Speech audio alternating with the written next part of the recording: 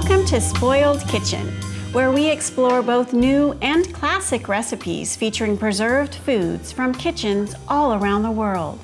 I'm your host, Joanna Badano, and in today's show, we will be preparing slow-fermented kefir waffles. They're gonna be delicious. For those of you unfamiliar with kefir, it's a SCOBY. It's a symbiotic colony of bacteria and yeast. It kind of looks like tiny clumps of cottage cheese. It's gelatinous in texture, and it spontaneously reproduces. They're also referred to as kefir grains. You can purchase them online at many health food stores or from a fellow fermenter, which is where I got mine. Making your own kefir is really easy. Simply take the kefir grains, about a tablespoon, put them in your jar with milk. You can use any milk you prefer, raw or pasteurized, cow, goat, sheep, even nut milks. Cover it with a cloth or a loose-fitting lid and let it ferment on the counter, 24 to 48 hours. The longer it ferments, the thicker and more sour it will become, which is how I like it. Now we're going to make the waffles. It's best to plan ahead and make the batter base the night before so it can sit on the counter and slowly ferment overnight. Right here, I have 2 1/4 cups of einkorn flour. I like to use einkorn, but you can use any flour of your choice. Use a pinch of salt, whisk that up a bit. Now we're gonna mix in 2 cups of kefir. Look at how thick and rich and slightly sour it smells.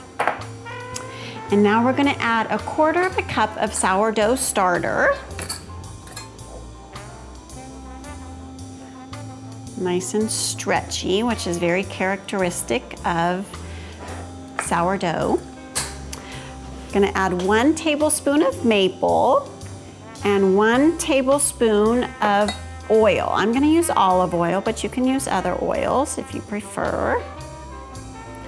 And 1/4 cup of warm water. Then I'm gonna whisk this up. And I'm gonna cover it with my towel, and it's gonna slowly ferment all night. The sourdough helps ferment and break down the flour, so it's easier to digest.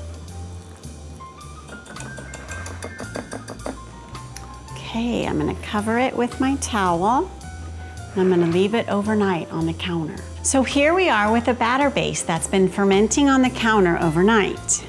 Ooh, can you see the bubbles? Wow, those are due to the bacteria feasting on all the sugars. Okay, now we're going to finish the batter by adding 3 eggs and 1/4 cup of cool melted butter.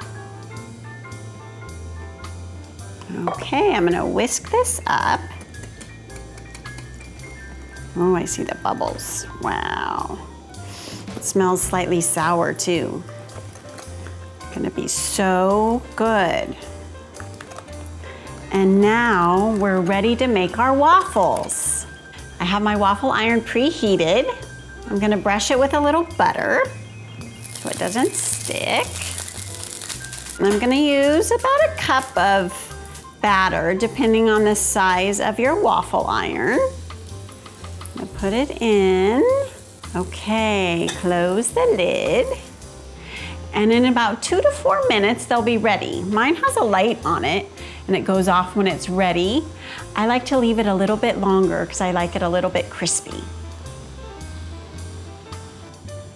Okay, it's ready. Ooh, all right.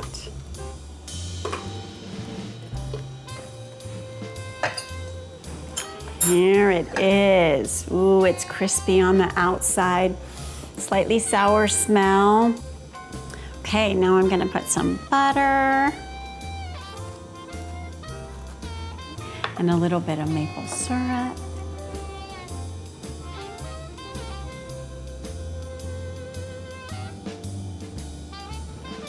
And some fresh berries.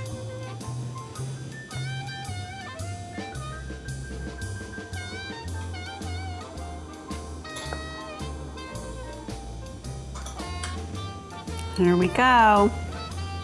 Mmm. They're delicious.